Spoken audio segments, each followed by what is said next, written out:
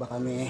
Alam niyo, nakakatawa ang nanay ko dahil tinitingnan baka nakasaksak ako sa 220 ng bahay namin. Ayan, pero di na siya nasanay sa akin na wala akong ginagamit na dati ako gumagamit ng 220 pa naglalaba, especially. Ayan guys, so patunay. Diba ate? Ayan, kaya akala ng nanay ko naglalaba ako sa 220. Ito yung aking ito yung aking wire. This is the socket. Ayan, para patunayan walang scam dyan. Mukha kasing scam yung solar setup guys. Ayan, pati yung sounds ko sa taas. Yung sounds ko sa taas, naku, mahal naman ako. Ano yung solar na nagpapaandar niyan. Wala akong ginagamit ako sa Meralco. Ay, mga Meralco pre-person. Wala pa nung pandemic. Ayan. Yung setup ko, ay yung maniwala. Si Junkie The Junk setup. Ito man yan. Sino nga naman maniniwala na under ang 220 dyan. Lagi na lang pag nakikita to setup ko guys. Lagi nila akong pinagtatawanan na ano ba yan? Palyado ba yan? Mga word no? Yung mga walang alam. Ayan. Kasi guys, tingnan nyo. Saan lang nakasetup yung panel. 150 watts 200 watts 100 watts 50 watts. Yun lang setup ko. Pero nagpapaandar yan. Kaya aircon yan guys. Kahit maliit lang yan. Hindi lang ako naglalagay ng aircon. Kasi this setup is for my backpacking.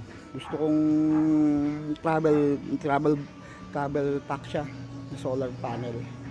Gusto ko nakalagay siya sa sasakyan ko. Pag naayos ko yung sasakyan ko, ilalagay ko lang yung paano na yan. Kasi pag gusto ko magluwaliw, pumunta sa mga lugar-lugar, beach, ito na akong gamit. Setup lang ako ng aking tent. Yan ang aking power source. Yan, kaya ganyan.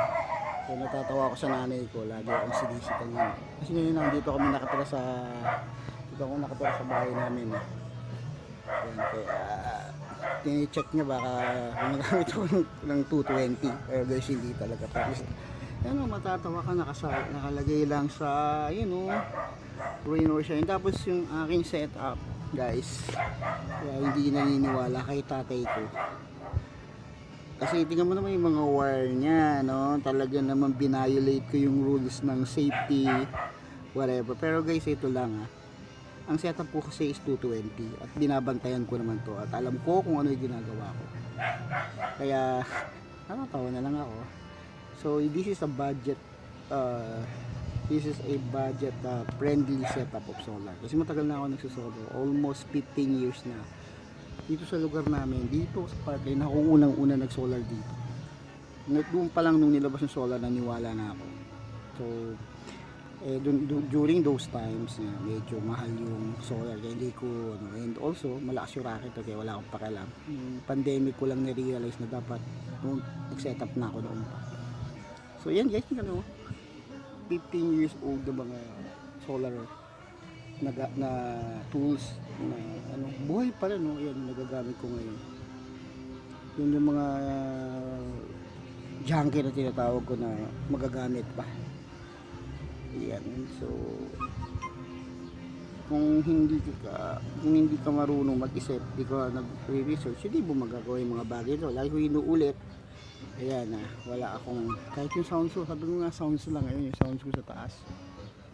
Yan, yung tumutunog na background music, maano naman ako sa solar lang nagpapaandar niyan. Laging full charge ang battery niyan. 5 years na yung speaker na yan. Hindi ko pa pinalitan ng battery yan. Kasi laging full charge yan. Okay guys, hanggang dito na lang. Thank you!